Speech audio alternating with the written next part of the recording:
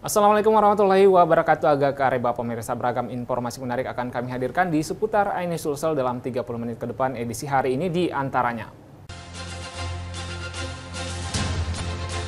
Apotik dibobol maling, gasak alat kesehatan puluhan juta rupiah.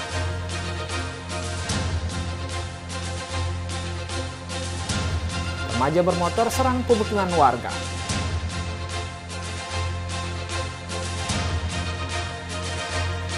Waspada keberadaan klinik kecantikan nakal. Bersama saya Rusdi Ansor, inilah seputar Ainis Sulsel selengkapnya.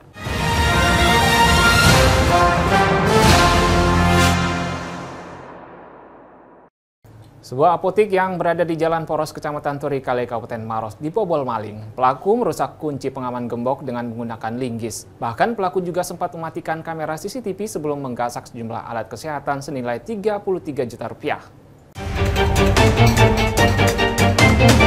Beginilah detik-detik aksi pencurian yang terjadi di sebuah toko apotek Kimia Farma yang berada di Jalan Poros, Kecamatan Turikale, Kabupaten Maros.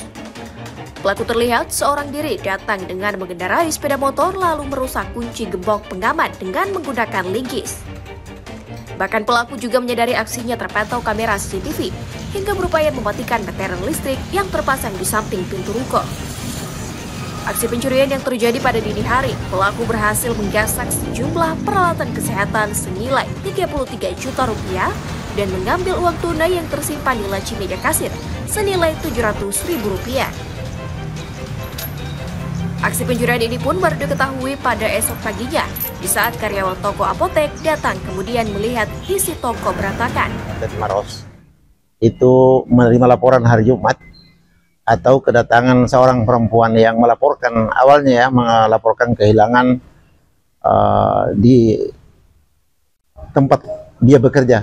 Setelah anggota mengecek, ternyata adalah kehilangan alat-alat kesehatan, sehingga mereka membuat laporan polisi. Itu pun sesuai dengan arahan dari vendor atau yang punya apotek.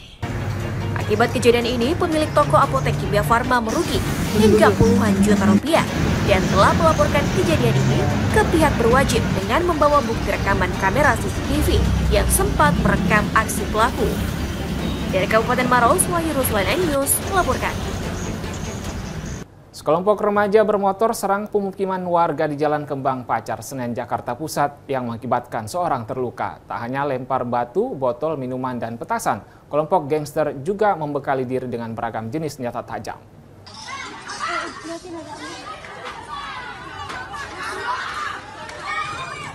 Aksi saling serang ini merupakan bentuk perlawanan warga Jalan Kembang Pacar, Senen, Jakarta Pusat atas ulah sekelompok remaja bermotor yang tiba-tiba melakukan penyerangan Minggu pagi. Warga berusaha mempertahankan agar kelompok gangster tak masuk ke area pemukiman. Tak hanya saling lempar batu, botol minuman, dan petasan, kelompok gangster juga membekali diri dengan beragam jenis senjata tajam. Kejadian berawal saat sekelompok remaja menggunakan sepeda motor tiba-tiba melakukan penyerangan dengan melepaskan petasan ke arah permukiman warga. Warga sekitar pun ketakutan dan masuk ke dalam rumah. Salah seorang warga bahkan harus dilarikan ke rumah sakit lantaran menjadi sasaran penyerangan. Soalnya dia kan bapak mau pulang sholat gitu, pas persis bapak baru pulang sholat tuh kan rame tuh, biasanya dari sana gitu. Ini tumben lewatnya ke sini, tahu-tahu nyerang aja, tawuran, nggak taunya katanya bukannya tawuran, orang bilang itu geng motor. Anak-anak sini bilangnya katanya geng motor, dia jadi bilang. Warga sini diserang. Nyerang warga sini. Ya warga sini kan cuma lagi pada nongkrong doang, jadi ya peribahasanya dia mau ngelawan pakai apa kan? Setelah hampir setengah jam terlibat aksi saling serang, kelompok gangster akhirnya kabur lantaran kalah jumlah dengan warga. Warga berharap adanya tindakan tegas dari pihak kepolisian untuk menangkap dan menindak tegas kelompok gangster agar aksi serupa tidak terulang kembali. Dari Jakarta, Rani Sanjaya, iNews melaporkan.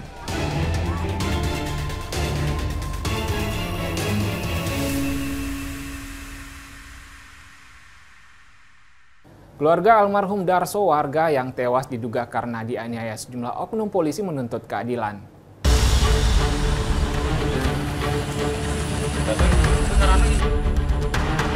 Inilah lokasi yang diduga menjadi tempat penganiayaan Darso, warga Kelurahan Purwosari, Kota Semarang. Di sekitar pesawahan dan lapangan Kirdasari, Darso diduga dikeroyok oleh sejumlah oknum polisi dari Satuan Lalu Lintas Yogyakarta. Aksi penganiayaan sempat disaksikan oleh warga setempat. Warga menyebut sempat melihat sejumlah orang berpakaian preman bersama korban. Poniam, istri korban, mengaku bahwa suaminya dijemput paksa oleh para pelaku pada September 2024 lalu. Setelah beberapa jam, ia mendengar kabar suaminya dirawat di rumah sakit dan meninggal 4 hari kemudian. Istri korban sudah melaporkan kasus tersebut ke Polda Jawa Tengah dan meminta pihak berwenang untuk bersikap adil dan segera menahan para pelaku. Ya, minta pertanggungjawabannya aja, minta diproses. Diproses ya, Bu. Ya. Karena sesuai amanat almarhum, mintanya diproses. Diproses ya, Bu. Diproses sampai pecat atau gimana? Apa sesuai dengan aturan saja, Bu? Ya, sesuai dengan hukumnya aja.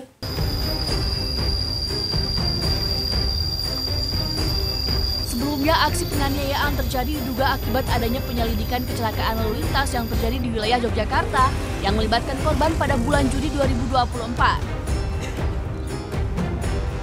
Para pelaku yang diduga menganiaya korban sempat menawari istri korban untuk damai dengan memberikan uang santunan kematian sebesar 5 juta rupiah. Istri korban yang tidak terima langsung melapor ke Polda Jawa Tengah. Menanggapi laporan tersebut, pihak Polresta Yogyakarta menyebut pihaknya ikut berbelasungkawa atas kematian korban dan mendukung sepenuhnya proses penyelidikan. Kami mohon waktu untuk mengumpulkan fakta-fakta dalam rangka untuk bisa mengetahui kronologis ataupun peristiwa apa yang terjadi. Polresta Yogyakarta juga menegaskan akan bekerjasama dengan Polda Jawa Tengah dalam pengungkapan kasus ini. Liputan iNews melaporkan.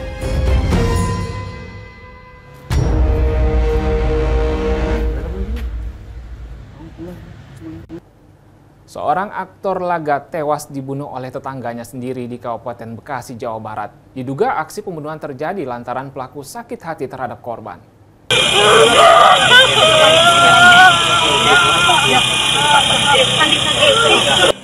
Isak tangis keluarga dan kerabat mewarnai proses pemakaman jenazah Sandi Permana 45 tahun, seorang aktor film laga di TPU setempat di perumahan TNI Polri, Desa Cibarusa Jaya, Kecamatan Cibarusa, Kabupaten Bekasi, Jawa Barat, Minggu malam. Istri korban menangis histeris, bahkan nyaris pingsan saat jenazah korban dimakamkan. Jenazah korban dimakamkan usai dilakukan autopsi di Rumah Sakit Polri Kramat Jati. Sandi Permana, seorang aktor film laga Misteri Gunung Merapi 3 sebagai Arya Soma. Sandi tewas dibunuh tetangganya sendiri di perumahan TNI Polri. Korban tewas akibat terkena tusukan tajam di sekujur tubuhnya.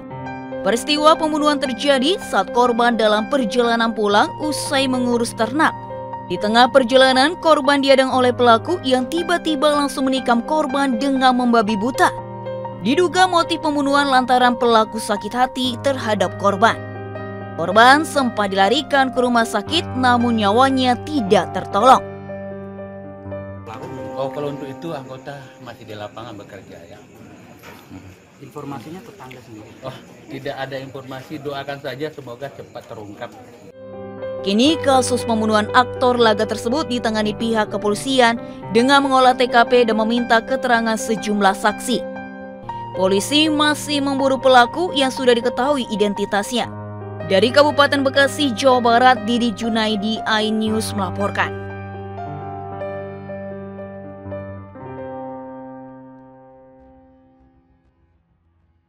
Pemirsa, rekonstruksi kasus penembakan yang menewaskan pemilik rental mobil telah dilakukan Pusat Polisi Militer Angkatan Laut Puspomal, menghadirkan ketiga anggota TNI Angkatan Laut yang diduga terlibat kasus ini. Namun dari rekonstruksi tidak terlihat adanya pengeroyokan oleh belasan orang di tempat kejadian yang sebelumnya diungkapkan pelaku.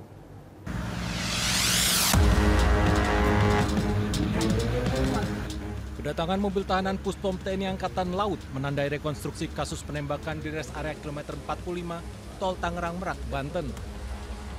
Reka ulang dilakukan di depan minimarket tempat pemilik rental mobil Ilyas Abdurrahman tewas ditembak. Ketiga anggota TNI Angkatan Laut yang terlibat kasus ini dihadirkan, sertu AA dan RH, serta kepala klasi BA. Juga 7 orang saksi, diantaranya anak korban yang saat kejadian ada di lokasi. Keterangan tertulis dari Dinas Penerangan Angkatan Laut menyebutkan 36 adegan diperagakan dalam reka ulang. Dimulai dari kawasan Saketi Pandeglang hingga penembakan di rest area kilometer 45 Tol Tangerang Merak. Salah satu pelaku, anggota TNI Angkatan Laut, bahkan memeragakan menembak korban Ilyas dari jarak cukup dekat. Namun dalam reka ulang tersebut terungkap, tidak ada upaya pengeroyokan, sebagaimana pernah disebutkan oleh salah satu pelaku. Pengeroyokan itu gimana Mas? Dari pihak TNI ini gimana tadi Mas? Itu ada katanya pengeroyokan, tapi dari Mas dihadirkan. Tidak ada itu, tidak ada pengeroyokan. Tapi kami percayakan Polri, percayakan TNI untuk mengusut kasus secara tuntas, secara terang-benderang. Berarti Mas menarik keterangan Mas nggak ada pengeroyokan gitu? Ya, tidak ada pengeroyokan. Berarti beda pernyataan sama kemarin? Ya, di rekonstruksi juga nggak ada pengeroyokan tadi. Tidak ada pengeroyokan sesuai di rekonstruksi tadi. Udah sesuai nggak Mas tadi rekodnya dengan yang Mas lihat pas kejadian itu? Sesuai.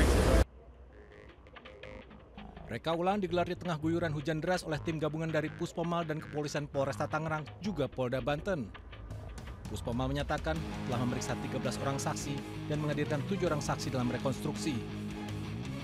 Dinas Penerangan Angkatan Laut juga menyampaikan akan membuka penyelidikan, rekonstruksi, penyerahan tersangka dan barang bukti secara transparan sesuai undang-undang.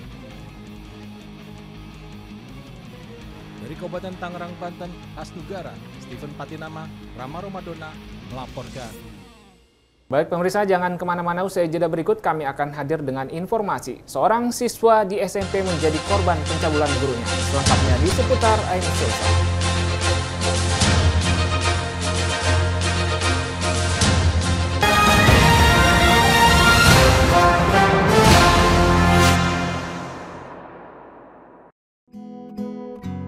Terkadang hidup terasa berat,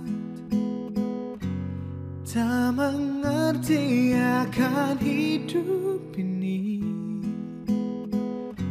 Namun di balik semua cobaan, Tuhan masih pedulikanmu. Kuatlah hatimu, hadapi masalah. Tegarkan langkahmu, hadapi semua. Terkadang hidup terasa berat, tak mengerti akan hidup ini.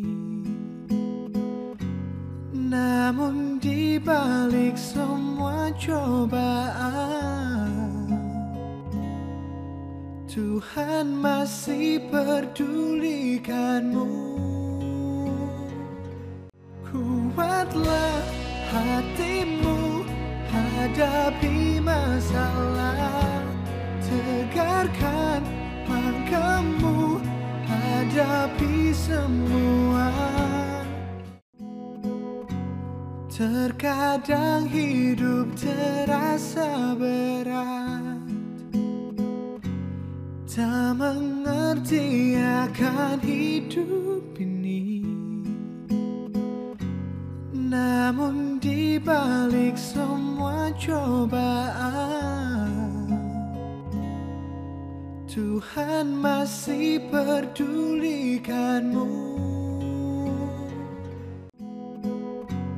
Terkadang hidup terasa berat,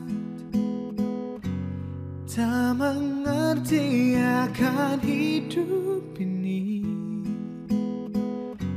Namun di balik semua cobaan, Tuhan masih pedulikanmu.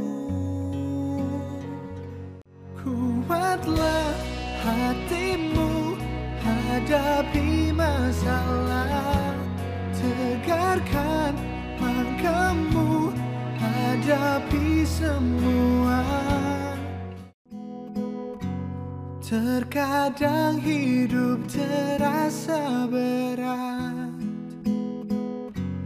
tak mengerti akan hidup ini.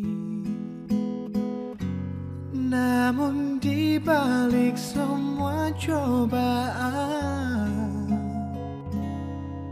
Tuhan masih pedulikanmu.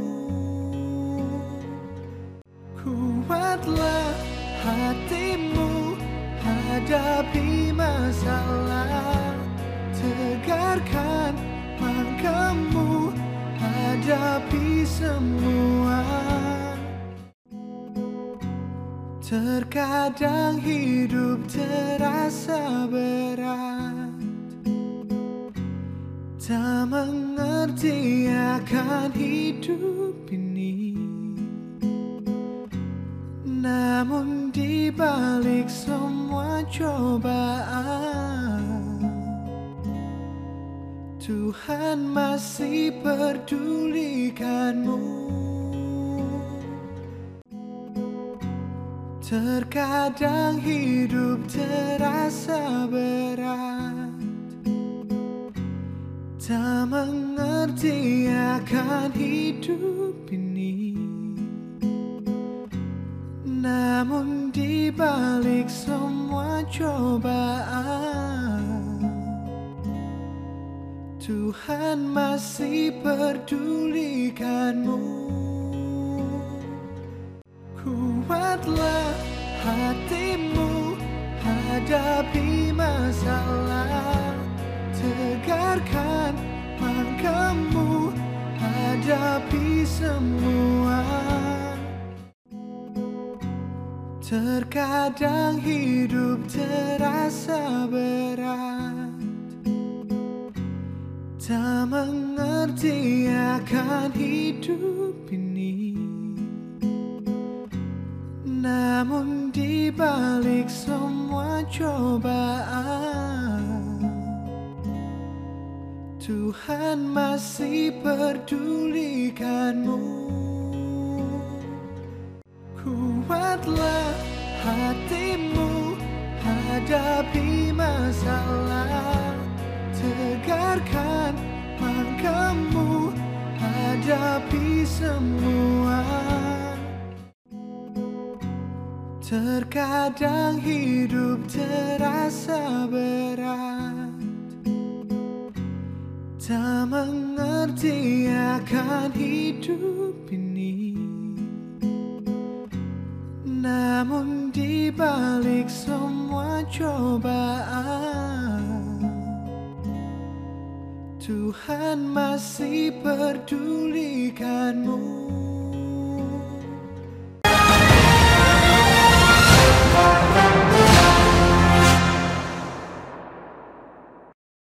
Terima kasih Anda masih bersama kami di seputar Ainus Sulsel. Seorang siswa di SMP Grobogan harus menjalani terapi kejiwaan di pondok pesantren usai menjadi korban pencabulan gurunya. Warga setempat menggerebek korban dan pelaku ketika sedang berduaan di kamar mandi.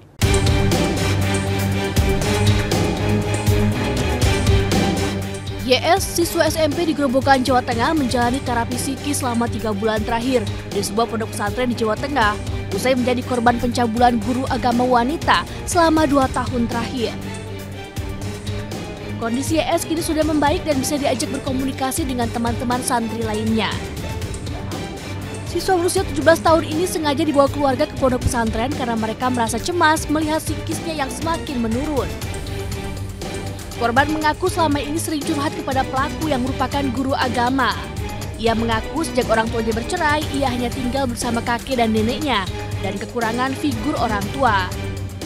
Korban pun beberapa kali menginap di rumah sang ibu guru dan diberi uang, hingga akhirnya korban dicabuli.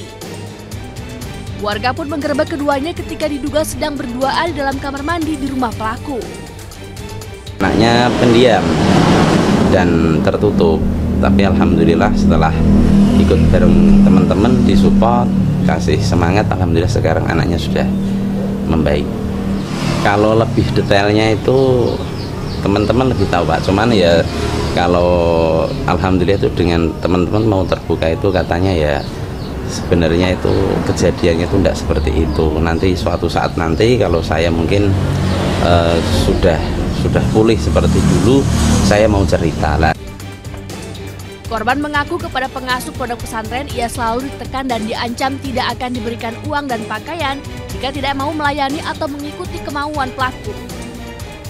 Dengan bukti dan saksi yang telah dipersiapkan, pihak pendamping korban telah melengkapi semua berkas yang akan diserahkan kepada Komisi Perlindungan Anak Indonesia dan Unit Perlindungan Perempuan dan Anak Satreskrim Polres Grobogan. Dari Grobogan, Jawa Tengah, Rustam Nusantara, iNews melaporkan.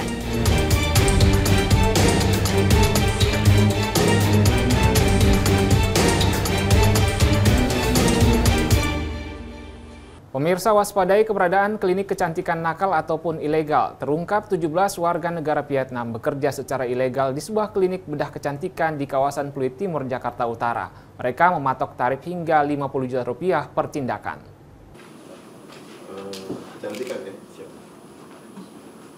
Menyampaikan kepada kita bahwa ada aktivitas. Direktorat Jenderal Imigrasi menangkap 17 warga negara asing asal Vietnam yang bekerja di sebuah klinik bedah plastik di kawasan Pluit Timur. Mereka terdiri dari 10 orang perempuan dan 7 orang laki-laki. 15 orang diantaranya menggunakan visa on arrival, sementara 2 orang lainnya menggunakan izin tinggal terbatas investor. Di klinik tersebut mereka bekerja sebagai dokter, suster, dan konsultan asing. Klinik tersebut telah beroperasi sejak November 2024, memberikan layanan medis bervariasi dengan tarif mulai 7 juta rupiah hingga 50 juta rupiah per tindakan.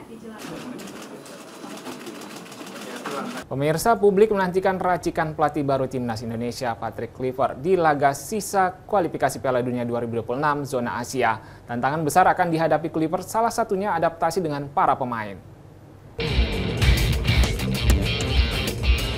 Sesudah Patrick Kluivert melatih Timnas Indonesia dalam waktu dekat ini, di hadapan publik, Kluivert resmi diperkenalkan oleh PSSI lewat jumpa pers di Hotel Mulia, Jakarta pada Minggu sore.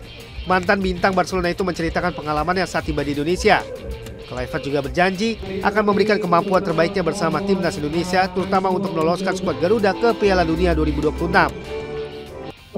What I told you before, my goal is to qualify, of course, for the World Cup. So the first 2 matches are very, very important. We need to, to be directly sharp against Australia, and after against Bahrain, we need to be as well very sharp. So from the first 2 games, I love to have at least 4 points in the pocket.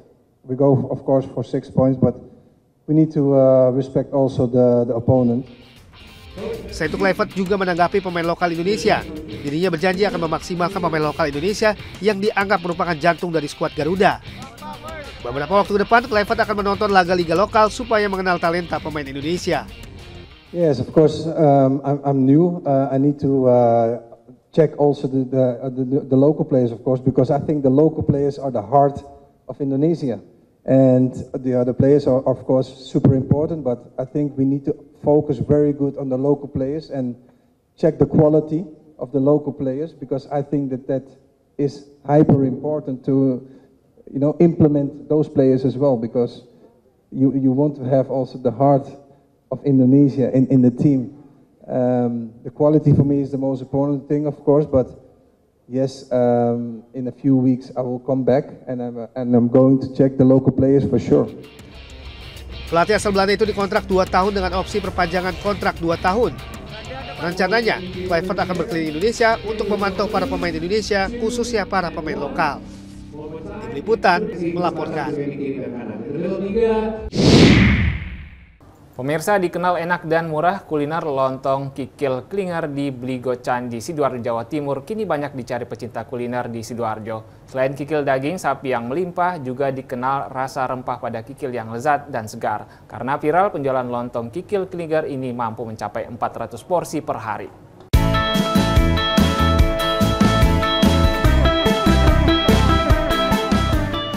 Aduh, siapa yang nggak bisa nolak kalau lihat yang kenyal-kenyal kayak gini ya? Namanya lontong kikil blenger. Meski letak warungnya ngumpet di wilayah perkampungan, namun keberadaan warung lontong kikil Klenger di kawasan Bligo Candi Sidoarjo ini tetap ramai dipenuhi pembeli. Biasanya begitu warung dibuka sekitar jam 9 pagi, sejumlah pembeli langsung berdatangan untuk sarapan.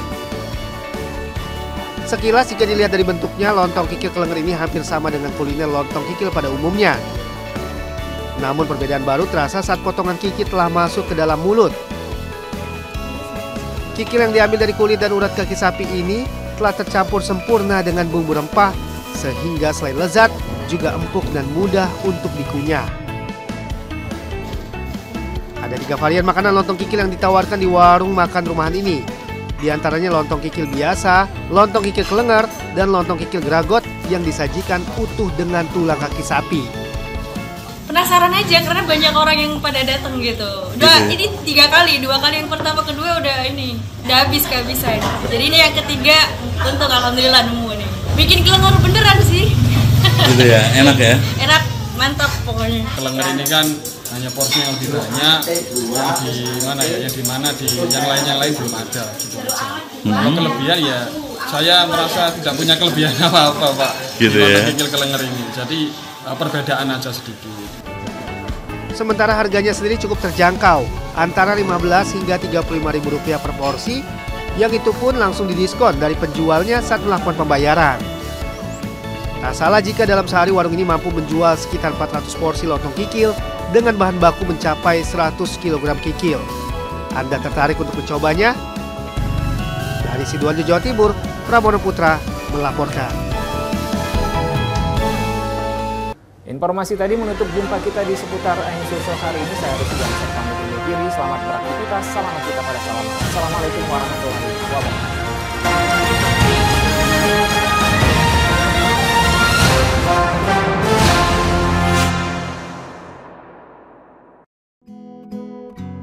Terkadang hidup terasa berat, tak mengerti akan hidup ini. Namun di balik semua cobaan, Tuhan masih pedulikanmu. Kuatlah hatimu, hadapi masalah. Tegarkan langkahmu, hadapi semua. Terkadang hidup terasa berat, tak mengerti akan hidup ini. Namun di balik semua cobaan, Tuhan masih pedulikanmu. Kuatlah hatimu, hadapi masalah. Tegarkan langkahmu, hadapi semua. Terkadang hidup terasa berat,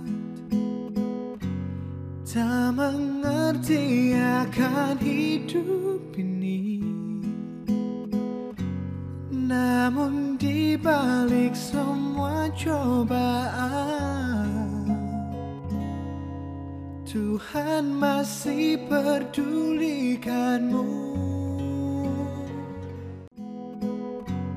Terkadang hidup terasa berat,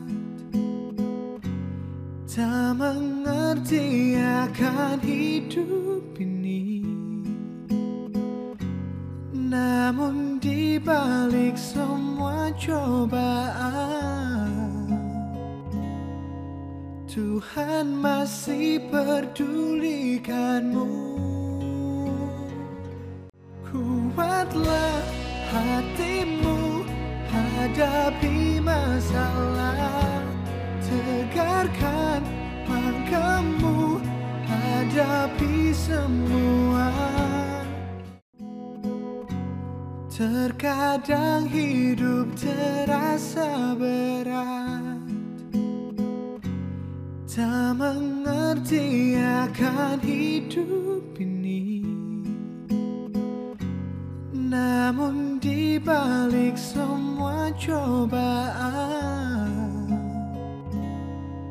Tuhan masih pedulikanmu. Kuatlah hatimu, hadapi masalah. Tegarkan langkahmu, hadapi semua. Terkadang hidup terasa berat, tak mengerti akan hidup ini. Namun di balik semua cobaan, Tuhan masih pedulikanmu.